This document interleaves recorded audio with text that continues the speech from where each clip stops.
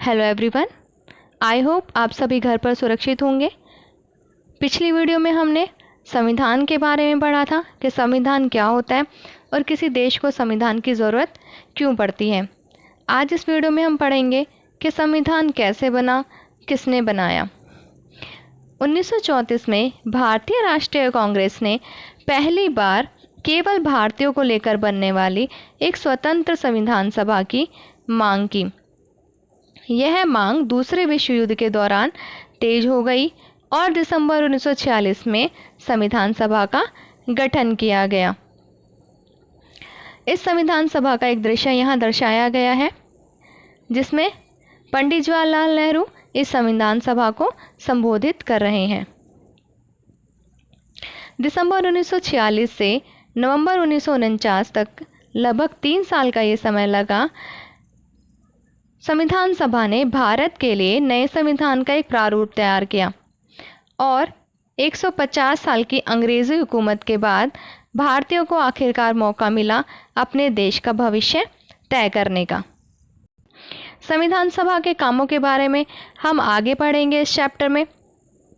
अब बात करते हैं, आज अगर हम देखें तो दुनिया के ज़्यादातर देशों के पास अपना संविधान है। लगभग सभी देश ऐसे हैं जिनके पास अपना खुद का संविधान है और सभी लोकतांत्रिक देशों से उम्मीद की जाती है कि उनके पास अपना खुद का संविधान ज़रूर होगा। लेकिन इसका मतलब यह बिल्कुल भी नहीं है कि जिन देशों के पास अपना संविधान होता है वे सभी लोकतांत्रिक देश होंगे। यहाँ हम एग्जाम्पल लेते हैं चाइना का। चाइना एक ऐसा देश है जिसके पास अपना संविधान है, लेकिन वो लोकतांत्रिक देश नहीं है। संविधान कुछ उद्देश्यों की पूर्ति करता है।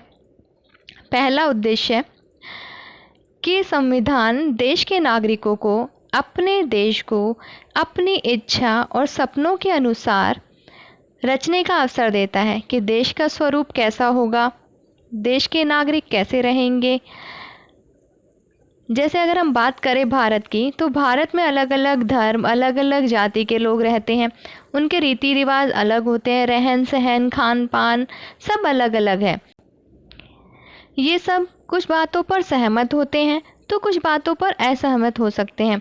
जैसे कुछ लोग नॉनवेज खाने के हित में होंगे तो कुछ लोगों का धर्म उन्हें नॉनवेज खाने के लिए अलाउ नहीं करता, वो इसके बिल्कुल अगेंस्ट होंगे।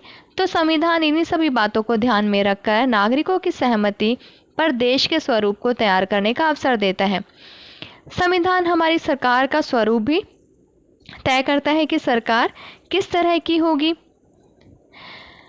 कैसे काम करेगी, कैसे चुनी जाएगी, उसमें लोगों की भागीदारी होगी कि नहीं, सरकार के दुरुपयोग को कैसे रोका जाएगा, ये सब संविधान में बताया जाता है। अब बात करते हैं नेपाल की। नेपाल में राजतंत्र था, मतलब राजा का शासन था। वहाँ के लोगों ने लोकतंत्र को पाने के लिए कई जनसंघर्ष किए। ऐसा ही एक जनसंघर्ष हुआ 1990 में, जिसके बाद वहाँ लोकतंत्र की स्थापना हुई। 2002 तक यानी 12 साल तक कायम रही। परंतु लोकतंत्र होने के बाद भी सर्वोच्च सत्ता राजा के पास ही थी। फिर 2002 में राजा ने बहाना बनाया कि माओवादियों का प्रभाव देश पर बढ़ता जा रहा है, इसलिए मुझे सरकार को अपने हाथ में लेना पड़ेगा, और उसने सेना की मदद से सरकार के विभिन्न कामों को अपने कब्जे में लेना शुरू कर दिया। और 2005 में राजा ने शासन की बागडोर को पूरी तरह से अपने कब्जे में ले लिया और नेपाल में फिर से राजतंत्र की स्थापना हो गई। 2005 में शासन पूरी तरह से राजा के नियंत्रण में आ गया, लेकिन नवंबर 2005 में माओवादियों ने कुछ राजनीतिक दलों के साथ मिलकर एक समझौते पर दस्तखत किए।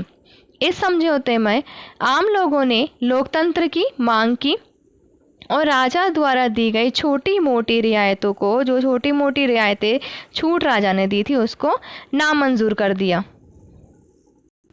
क्योंकि वो पूर्ण लोकतंत्र चाहते थे। 2006 में हुए जन आंदोलन की कुछ तस्वीरें यहाँ पर दिखाई गई हैं। अब लोकतंत्र की स्थापना के साथ साथ नए संविधान का भी निर्माण हुआ। अब नया संविधान की ज़रूरत क्यों पड़ी, जबकि संविधान तो पहले ही बनाया जा चुका था नेपाल में? क्योंकि जो पहले वाला संविधान था 1990 में बना हुआ जो संविधान था वो राजा के सत्ता पर आधारित था, जिसमें सारी सर्वोच्च शक्तियां राजा के हाथ में थी। अब पूर्ण लोकतंत्र के हिसाब से लोकतंत्र पर आधारित संविधान ही नेपाल के लोग चाहते थे। इसलिए उन्होंने पुराने संविधान के नियम बदलकर नए संविधान को अपनाया। यहाँ हमें एक बात पता चलती है कि ज़रूरत होने पर हम संविधान में बदलाव भी कर सकते हैं, लेकिन यह इतना आसान नहीं होता। आज की वीडियो में इतना ही, बाकी उद्देश्य हम नेक्स्ट वीडियो में पढ़ेंगे। आई होप आपको मेरी वीडियो पसंद आई होगी। वीडियो को लाइक करें, सब्सक्राइब करें। फिर मिलेंगे नेक्स्ट वीडियो में नेक्स्ट टॉपिक के साथ। तब तक के लिए बाय। Thank you.